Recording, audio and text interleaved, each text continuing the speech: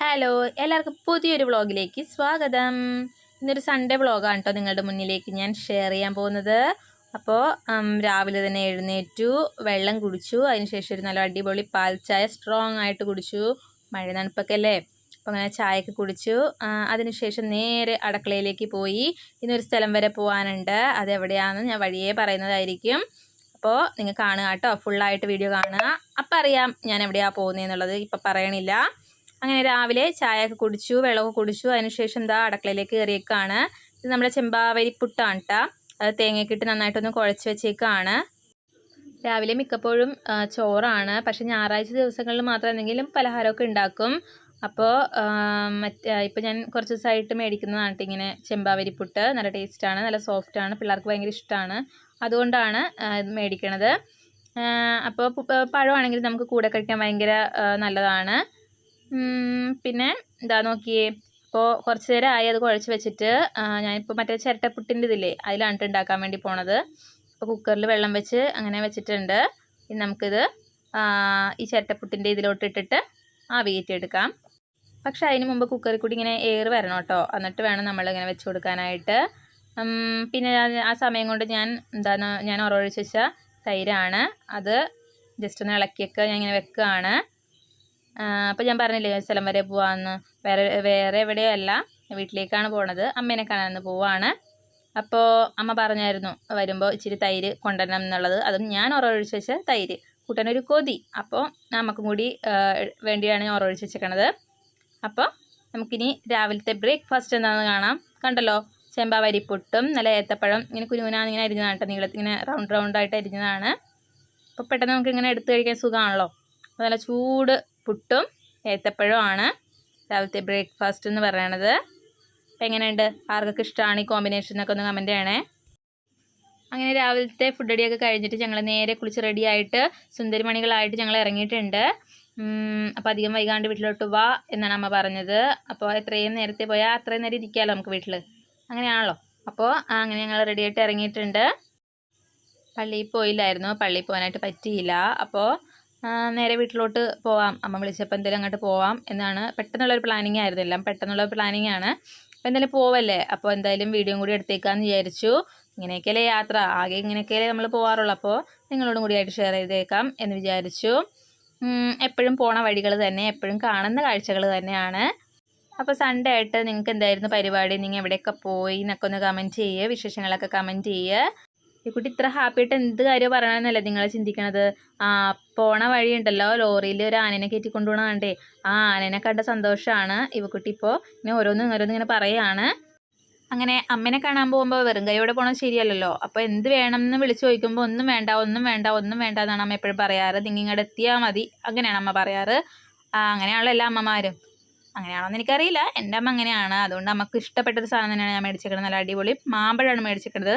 നമുക്ക് പണ്ടൊട്ടേ ഭയങ്കര ഇഷ്ടമാണ് മാമ്പഴം, സാധനമൊക്കെ ഭയങ്കര ഇഷ്ടമാണ്. അപ്പോൾ ഫ്രൂട്ട്സ് തന്നെ ആവാം, വെറുതെ വറുത്തതും പൊരിച്ചതൊന്നും മേടിക്കണ്ടല്ലോ എന്നോർത്തു മാമ്പഴം തന്നെ അങ്ങോട്ട് മേടിച്ചു. നല്ല അടിപൊളി മാമ്പഴമാണ്. അതിനുശേഷം ഒന്ന് പമ്പിൽ കയറി ഡീസലടിക്കാൻ വേണ്ടിയിട്ട്. പിന്നെ കടവന്ത്ര ഭാഗമൊക്കെ എത്തിയപ്പോഴത്തേക്കും ഒടുക്കത്തെ മഴ പെട്ടെന്ന് അങ്ങോട്ട് വന്നു. രാവിലെ തൊട്ട് മഴക്കാറൊക്കെ ഉണ്ടായിരുന്നു. ഇങ്ങനെ യാത്രയൊക്കെ ചെയ്യുമ്പോൾ മഴയൊക്കെ കണ്ടു പോകുന്നത് ഒരു പ്രത്യേക രസമല്ലേ. കണ്ടോ, നല്ല രസമല്ലേ, കണ്ടോ വെള്ളമൊക്കെ. അപ്പോൾ അതാ നനഞ്ഞ് കുളിച്ചിട്ടാണെങ്കിൽ നിങ്ങൾ പോകുന്നുണ്ട്. അത്രയ്ക്ക് നനഞ്ഞിട്ടൊന്നുമില്ല, എങ്കിൽ സൈഡൊക്കെ ജസ്റ്റ് ഒന്ന് ഇങ്ങനെ നനയും, ചാറ്റൽ മഴയൊക്കെ ഇങ്ങനെ വരുവേ. ഭയങ്കര ഇഷ്ടമാണ് മഴയൊക്കെ കണ്ട് ആസ്വദിച്ച് ഇങ്ങനെ നമുക്ക് യാത്ര ചെയ്യാനൊക്കെ എനിക്ക് ഭയങ്കര ഇഷ്ടമാണ്. എത്ര പേർക്ക് അങ്ങനെ മഴയത്ത് യാത്ര ചെയ്യാനൊക്കെ ഇഷ്ടമുണ്ടെന്ന് നമുക്ക് ഒന്ന് കമൻറ്റ് ചെയ്യണേ. കണ്ടോ മഴ പെയ്യണ നല്ല രസമില്ലേ. നിങ്ങളോർക്കും പ്രാണികൾ പറക്കണേണെന്ന്, അല്ലട്ടാ മഴത്തുള്ളികളാണേ, നല്ല ഭംഗിയില്ലേ. പിന്നെ പോണ വഴിക്ക് കുറച്ച് കട്ട്ലറ്റും കൂടി മേടിച്ചിട്ടുണ്ടായിരുന്നു കേട്ടോ. കാരണം കഴിഞ്ഞ തവണ പോയപ്പോഴത്തേക്ക് ഈ കട്ട്ലറ്റിനെ മേടിച്ചിട്ട് പോയപ്പോഴത്തേക്കും നമുക്ക് ഭയങ്കരമായിട്ട് ഇഷ്ടപ്പെട്ടു. അപ്പോൾ വീണ്ടും ഇത് തന്നെ മേടിച്ചു. അപ്പോൾ ഇതൊക്കെ മതിയായിരിക്കും, പുള്ളിക്കാരി ഹാപ്പി ആയിരിക്കും. അപ്പോൾ ഇതൊക്കെ കൊണ്ട് നമ്മൾ അങ്ങനെ വീടെത്തി ഗായ്സ്. വീടെത്തിയപ്പോൾ തന്നെ അമ്മ ചൂട് സേമിയ പായസം തന്നു. കുടിച്ച് പാതി എത്തിയപ്പോഴാണ് വീഡിയോ എടുക്കണമല്ലോ എന്ന് ഓർത്തത്. അങ്ങനെ എടുത്തതാണ്. അത് നമ്മുടെ പൊന്നൂസ് അവിടെ ഇരുന്നൊക്കെ ആസ്വദിച്ച് കുടിക്കുകയാണ്. വീട്ടിൽ വന്ന് പോവും എന്നല്ലാണ്ട് നിൽക്കണ പരിപാടിയൊന്നുമില്ല കേട്ടോ. ഇങ്ങനെ ദിവസങ്ങളിൽ ഇങ്ങനെ നിൽക്കണ പരിപാടിയൊന്നുമില്ല. ദിവസമല്ല, സൺഡേ നിൽക്കണ പരിപാടിയൊന്നുമില്ല. കാരണം തിങ്കളാഴ്ച തൊട്ട് ക്ലാസ്സിൽ പോകണം, ആദർശം വർക്കിന് പോകണം, അങ്ങനെയൊക്കെ ഉണ്ട്. അപ്പോൾ പിന്നെ നിൽക്കൽ നടക്കില്ലല്ലോ. ഓണത്തിന് 10 ദിവസം ലീവ് കിട്ടുമ്പോൾ അങ്ങനെയൊക്കെയാണ് വന്ന് നിൽക്കാറ്. അപ്പോൾ സന്ധ്യക്ക് പോവും ഞങ്ങൾ റിട്ടേൺ. പായസമൊക്കെ കുടിച്ച് കുറച്ച് നേരം കഴിഞ്ഞപ്പോഴത്തേക്ക് അമ്മ മാമ്പഴമൊക്കെ മുറിച്ചുകൊണ്ടൊക്കെ കൊണ്ടുവന്ന് വന്നു. അപ്പോൾ അതൊക്കെ കഴിച്ചു. അതിനുശേഷം ഉച്ചത്തെ സ്പെഷ്യൽ കണ്ടേ ടാൻറ്റടായ് നല്ല അടിപൊളി ചിക്കൻ ബിരിയാണി ആയിരുന്നു. അപ്പോൾ അതങ്ങോട്ട് ആസ്വദിച്ച് അങ്ങോട്ട് ഇരുന്ന് കഴിച്ചു. കണ്ടോ, നല്ല അടിപൊളി ചിക്കൻ ബിരിയാണി ആയിരുന്നു.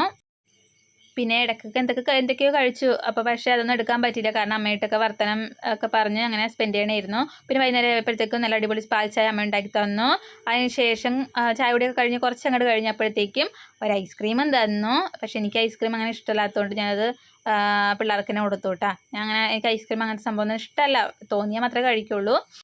അങ്ങനെ ഒരു സന്ധ്യയൊക്കെ ആയപ്പോഴത്തേക്കും ഞങ്ങൾ ഇറങ്ങാൻ വേണ്ടി പോവാണ്. അപ്പം അമ്മേനെ ടാറ്റാ ബൈ ബൈ ഒക്കെ പറഞ്ഞ് ഇറങ്ങാൻ വേണ്ടി പോണേക്ക് തൊട്ട് മുമ്പ് അവർ ഇറങ്ങണേക്ക് തൊട്ട് മുമ്പ് പായസം കുടിക്കുകയാണ് വീണ്ടും. പായസം ഉണ്ടാക്കിയത് വേറെ ഒന്നും കൊണ്ടല്ല കേട്ടോ. ഞങ്ങൾ സാധാരണ വീട്ടിലോട്ടൊക്കെ ഇങ്ങനെ പോകുമ്പോഴത്തേക്കും രാവിലെ തന്നെ ചായയാണ് തരാറ്.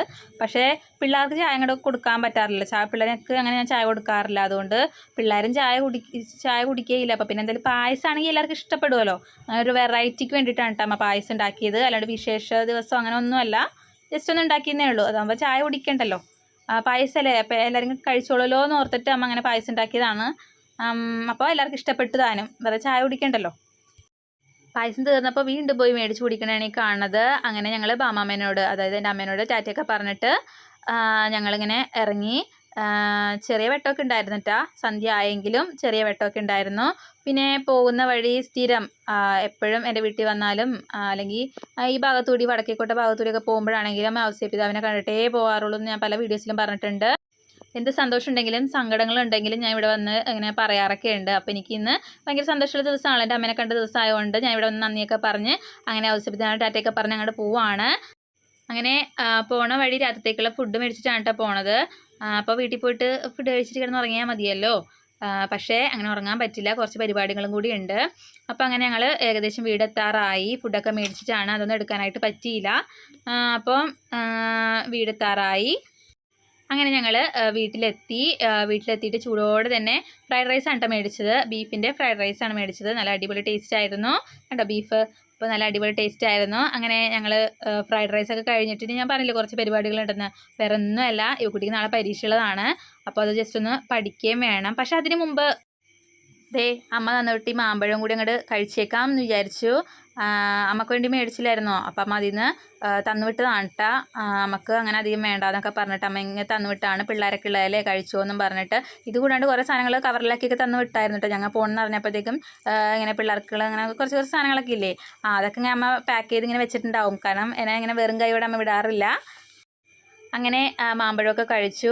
അതിന് മുമ്പ് വീട്ടിലെത്തിയെന്നൊക്കെ അമ്മേനെ ഫോൺ ചെയ്ത് വിളിച്ച് പറഞ്ഞു, ഇല്ലെങ്കിൽ അമ്മ ടെൻഷൻ അടിക്കും.